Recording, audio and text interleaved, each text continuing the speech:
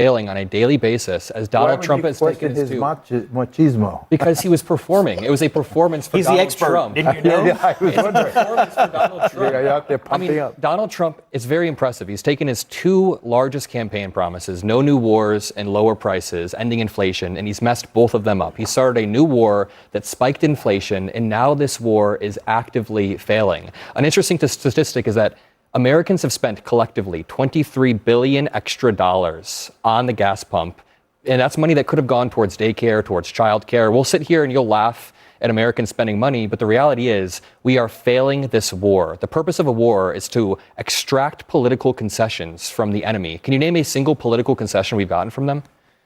Anything at all? Oh, are you talking to me? Any political concession? Because you can't name one. So here's what we're doing. No political concessions. When you get up at past your bedtime, you get hyper. Here's the deal. We have a clear issue here. You're shaking, bro. We have a clear issue here.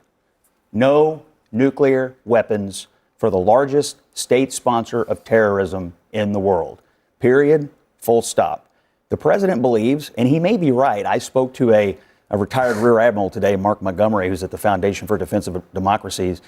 They think the blockade is actually more effective than the military campaign. And a little patience on the blockade here, where we cripple the Iranian economy, where we kill their currency, which is happening as we speak, where we put pressure on China because they need to get their oil flowing again. A little bit of patience right here, not bombs, but patience on a naval blockade, could get the outcome you want, which is no nuclear weapons for the largest state sponsor of terror.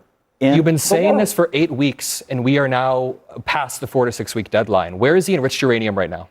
It's under rubble. Where is it right now? In the United States or Iran? Iran still has the enriched uranium. They still have the scientists scattered across their country, and they have all of the blueprints in the cloud. You can sit there and act confused, but you can't name a single political concession that we've gotten from Iran. It's not over yet. Okay, but also on that fact, why are we talking about the strategy of this? This isn't a legal war. This is terrorism. We are turning our military into pirates. We are seizing civilian vessels. Additionally, sanctioned Iranian vessels that have gone through a DOJ process.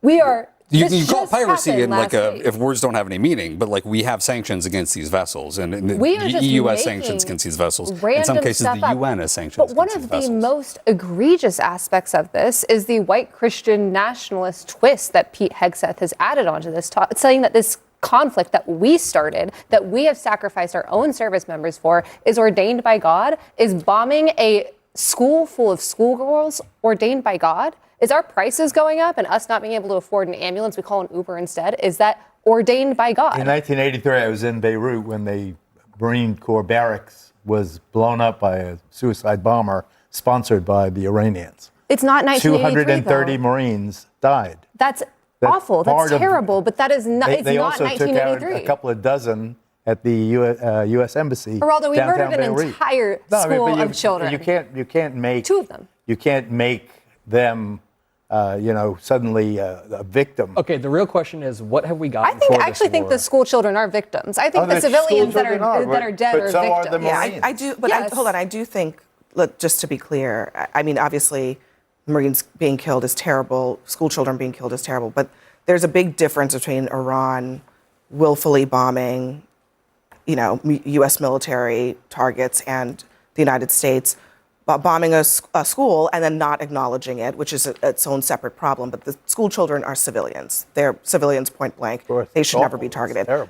We are, according to some people, already at the 60-day mark of this war. And technically, they're supposed to come to Congress on it. Pete Hegseth was questioned about this today. Listen to this.